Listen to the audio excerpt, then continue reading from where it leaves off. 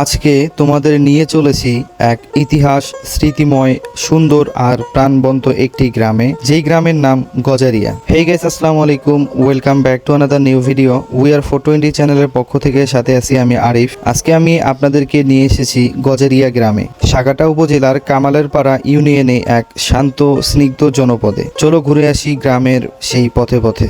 So let's is the video.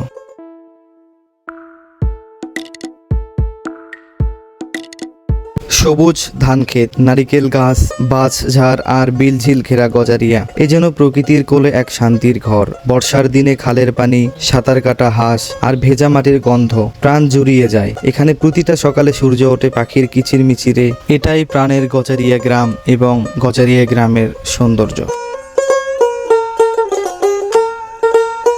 এই গ্রামের মানুষ খুবই মেহনতি। ধান, পাট, সরিষা আর শাকসবজি এখানকার কৃষকরা মাটি চাষে তৈরি করেন সোনার ফসল। অনেকে আবার বিদেশেও কাজ করেন। শ্রম ও সততা এটাই গজারিয়ার মানুষের পরিচয়।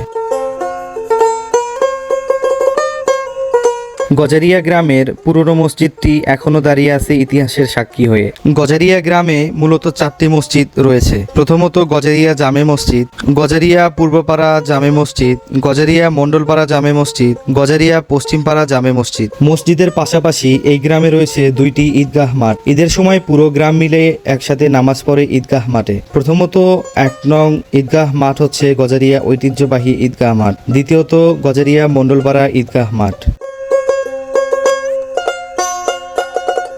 এসব কিছুর পাশাপাশি এই গ্রামেও রয়েছে একটি ছোটখাটো বাজার, যেই বাজারের নাম গজারিয়া বোট বাজার। এই বোট বাজারেই গড়ে উঠেছে নতুন ইউনিয়ন পরিষদ, যেটা মূলত 2016 সালে প্রায় 10 কোটি টাকা ব্যয়ে নির্মিত হয়ে থাকলেও এটি এখন পর্যন্ত উদ্বোধন করা হয় নাই।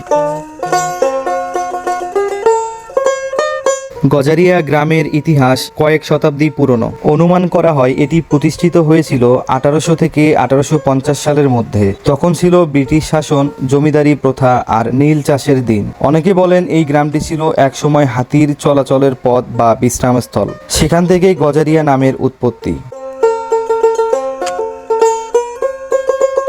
এই তো ছিল আমাদের প্রাণের গ্রাম গজারিয়া।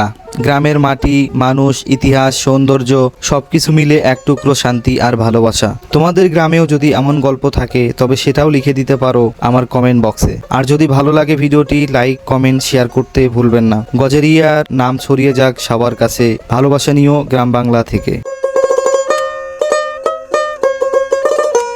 পরিশেষে একটা কথাই বলবো, গজারিয়া গ্রামের কারো কাছে যদি আমার এই ভিডিওটি যায়, অবশ্যই ভিডিওতে একটা লাইক, কমেন্ট এবং ভিডিওটি শেয়ার করে দিবেন, যেন পরবর্তীতে আমি আবার ভিডিও করার উৎসাহ পাই। দেখা হবে পরবর্তীতে নতুন কোনো একটা গ্রাম এবং কোনো একটা শহর, কোনো একটা জায়গা নিয়ে। এতক্ষণ ভালো থাকেন, সুস্থ থাকেন। আল্লাহ হাফেজ।